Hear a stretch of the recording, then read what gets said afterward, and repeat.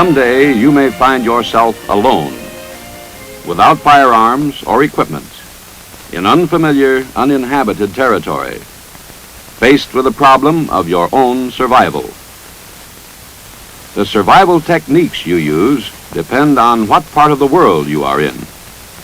In this film, we are not concerned with the Arctic or the tropics, but rather with the North Temperate region, roughly that area located between 45 degrees and 70 degrees north latitude. This area includes a wide variety of different survival conditions, but the variations correspond in similar regions around the world. Certain animals and plants are common to corresponding regions. This film will show you how to recognize, procure, and prepare animals and plants for sustenance in the wilderness. First, you must recognize things that are good to eat. Most plant life and vegetation is both edible and nourishing. Wild berries and fruits are easy to recognize as wild relatives of those with which you are familiar. Edible nuts are the most sustaining of all forest foods and are found throughout the world. The inner bark of trees, like poplars, birches, willows, and some species of pine is edible. Don't overlook mosses and lichens like this, sometimes called Spanish moss.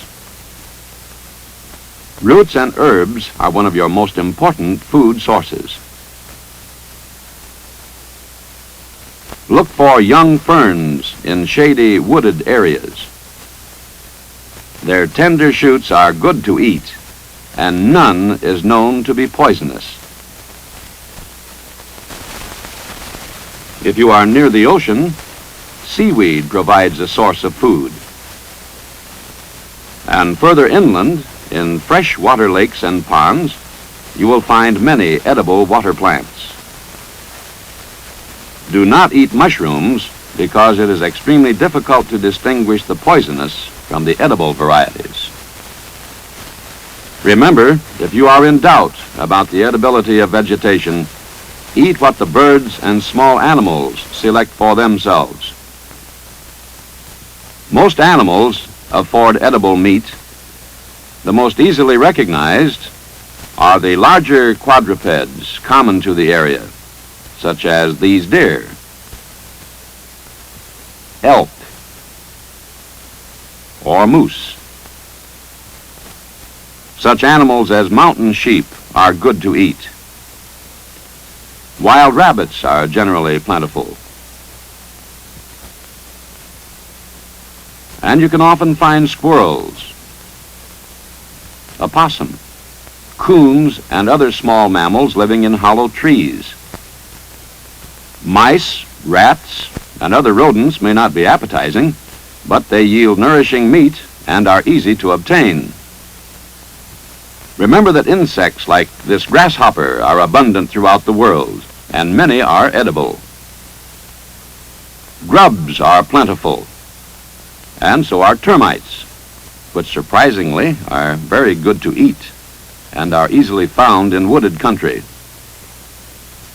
Do not eat caterpillars, however. Many things that creep and crawl make good eating. All snakes are edible, and some freshwater snakes are delicious. You can even eat poisonous land snakes with safety. Lizards are found almost everywhere, and their flesh is good to eat, tastes like chicken. When you are near water, you can find amphibians like turtles and frogs in abundance. Always try to stay near lakes or streams because you can consider every body of water a reservoir of food. Fish are more abundant and easily obtained than land animals. Water attracts land animals too. A watering hole is a good place for you to wait for game to come to you. Ducks and other birds are most plentiful near water because they often make their nests a short distance away with eggs that may be good to eat. Once you have recognized a source of edible food, your next problem is how to procure it. Plant life is most easily obtainable, so it is usually best to satisfy your hunger with vegetation before planning ways to hunt or trap game. Don't hesitate to dig for roots, because many plants store starch underground. Always select young, tender leaves in preference to old ones. Cut away the outer bark of trees to get at the white inner bark. Be careful of thorns, needles, and plants that are poisonous to the touch. Large animals can be speared or shot with an improvised bow and arrow. Your greatest advantage in hunting is to see your quarry before it sees you. Always try to stay downwind so that the animal doesn't pick up your scent. In the woods, move slowly, stop, and remain completely motionless often. Look for tracks and fresh droppings. If they lead you to a watering hole or feeding ground, take cover and wait for game to come to you. Keep the sun behind you, but never silhouette yourself on a skyline. Aim for the head, the neck, or just back of the animal's shoulder, because these are the most vulnerable spots. Tiny, slow animals like mice, or voles, or lemmings are found under logs and in matted or dead grass. You can club these small mammals or step on them. Small, fast animals like rabbits and squirrels are most easily trapped. There is no catch-all trap. What you use will depend on the particular animal you intend to catch. A snare is a noose which will hold or strangle any animal caught in it. It may be hanging or fixed to a stationary object and fastened where the animal will get caught and strangled while struggling. There are many variations of the deadfall, and it can be used to trap both birds and animals. A tethered live bird makes a good decoy,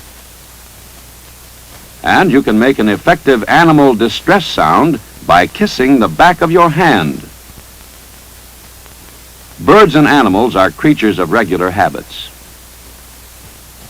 The fundamental principle of trapping is to determine from past observation what the creature you want to trap is going to do, and then catch him doing it.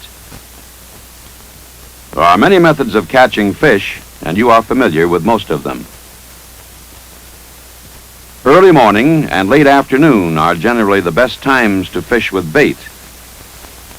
Fish in small, shallow streams when possible. And remember that fish usually congregate in pools and deep, calm water. Look for bait in the water and select things like minnows, fish eggs, and worms. Hooks can be improvised from any piece of metal, shell, or wood. You can make lines by twisting plant fiber or bark. If you have extra hooks and lines, you can attach them to low-hanging branches and leave them in the water overnight. You can reach under rocks or undercut banks and catch fish with your hands. Or improvise a scoop net from your clothing or any other material. Where fish are large and numerous, spearing works well. Use any straight sapling with a hard core and harden the point by lightly charring it in the fire. Once you have obtained your food, it is usually necessary to prepare it for eating. Some food, such as these nuts, can be eaten raw, but most things taste better and are safer when cooked. Remember, the best cooking is done over a bed of glowing coals, not a flame. Without utensils, your best cooking methods for meat and fish are roasting or broiling, or baking in a pit, or wrapping with clay or leaves. Succulent fruits, leaves, stems, and buds are best boiled if you can make or obtain a container. Frequent changes of water will eliminate undesirable tastes. Roots and tubers are most easily baked or roasted. In preparing large game, hang the animal head down and slit the throat in order to drain the blood. Remove the entrails and the glands in the anal and reproductive regions. Animals larger than a domestic cat should be cut into pieces, boiled, and then roasted or broiled. All meat should be broiled as quickly as possible. Slow roasting makes tough meat tougher. Always cut meat into small pieces before cooking. Small animals and birds may be cooked whole or in part. If you have fruit, stuff first and then bake or roast. Fish can be roasted on a grill of green sticks or baked in leaves and clay. You can roast frogs, small snakes, and salamanders on a stick. Insects can be fried, boiled, or roasted, but are best disguised by boiling in a stew containing other foods. You can boil eggs with a shell on and carry them for days. Eggs are the safest of foods, and you can eat them at any stage of embryo development. Remember this rule: never eat raw, freshwater fish. If you are near the sea and obtain shellfish, clean them by soaking them in water overnight. Save the water you use to boil plants and herbs. It makes good broth. You have seen some methods of recognizing, procuring, and preparing food. Keep in mind two basic rules. First, when in doubt, eat what the birds and animals eat. Second, cook all meat and fish to kill flukes and other parasitic worms which can do you much harm.